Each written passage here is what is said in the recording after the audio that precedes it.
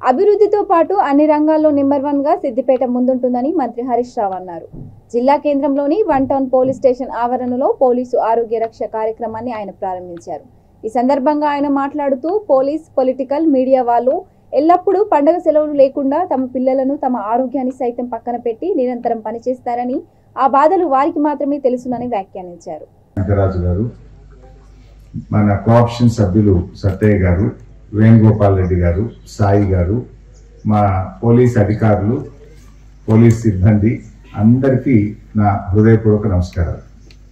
ముఖ్యంగా ఈరోజు కార్యక్రమం మీకు తెలియదేం కాదు. మేము స్థానిక ఎమ్మెల్యేగా, మంత్రిగా ఎన్నో కార్యక్రమాలు చేస్తూ ఉంటాం. మా దగ్గరికి వచ్చి దరఖాస్తు ఇవ్వని వాళ్ళంటూ ఉండరు.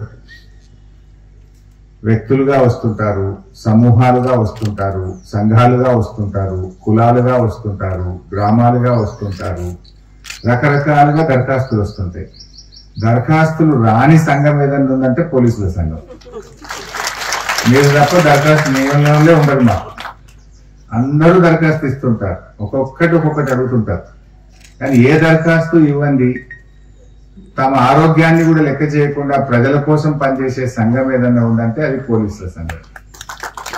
రాత్రింబవలు లేకుండా, పండగలు లేకుండా ఎంతో శ్రమకు, ఎంతో మెంటల్ టెన్షన్, కొన్ని సందర్భాల్లో విధులు రాత్రి అనుకోకుండా మహేందర్ రెడ్డి రిటైర్డ్ డీజీపీ గారు, నేను ఒక ఫంక్షన్ లో చాలా సేపు కూర్చొని మాట్లాడుతూ ఉంటుంది. కుటుంబ సభ్యులైనా కొద్దిగా వెంటబడి వాళ్ళను మానిటర్ చేసే అవకాశం ఉంటుంది. వీళ్ళేమో పాపం పని ఒత్తిడి లేవు, రాత్రి ఎప్పుడో వచ్చి పండుకుంటారు, మళ్ళీ ఫోన్ రాగానే డ్రెస్ వేసుకొని పరిగెత్తుతూనే ఉంటాం. కొన్ని సందర్భాల్లో మర్చిపోతుంటాం.